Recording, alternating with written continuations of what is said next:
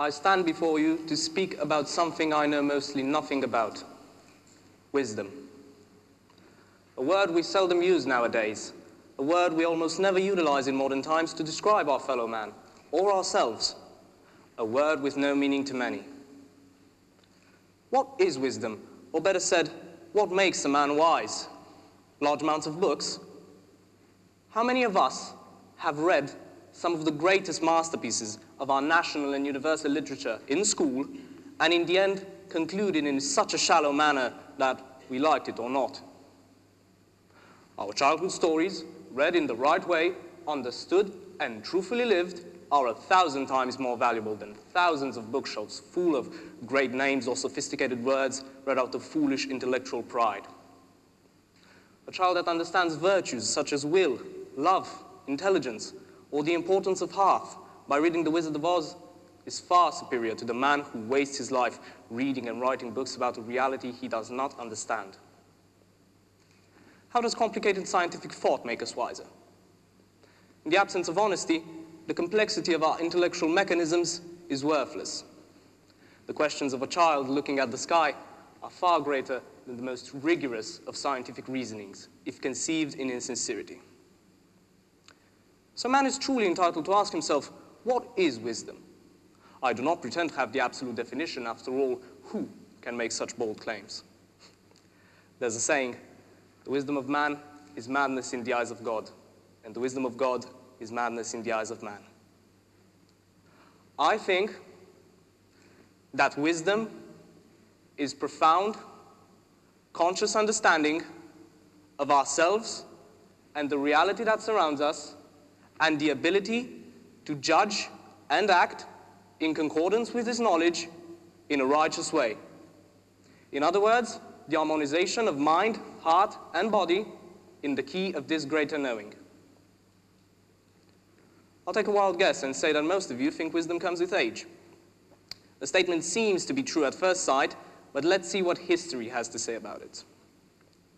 Marcus Aurelius, one of the greatest emperors of Rome, was a knight at the age of 6.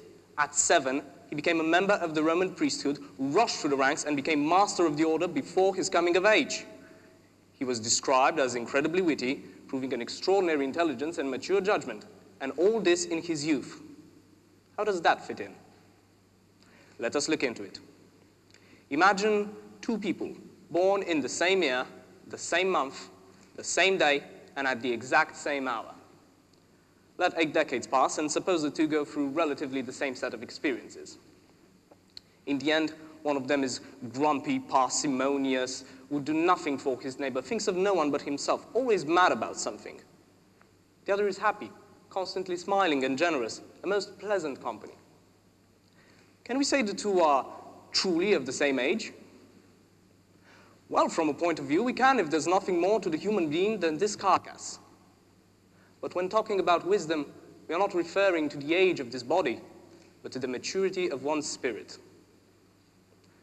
Man is a subject of time, thus he must not act against it, but rather with it. If youth is best characterized by its spirit of adventure, then an act that embodies this principle can be considered the result of maturity in the approach of youth. In other words, the logically correct action of someone who is, let's say, young at heart, is a youthful action. Just as old men should not play with toy cars, nor children write metaphysics treatises. For it is in youth that we find the strength, the energy, and the power to overcome all things life throws at us. One of my teachers once told me that philosophy is for those who are young at heart.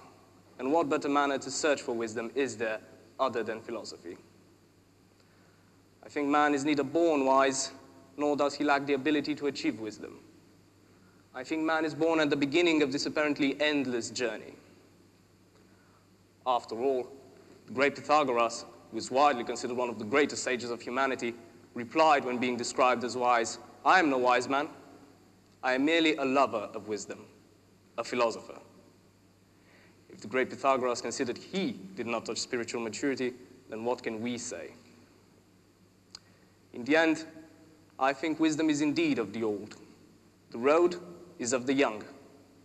Thus, the wisdom of youth lies within the search of wisdom itself. Thank you.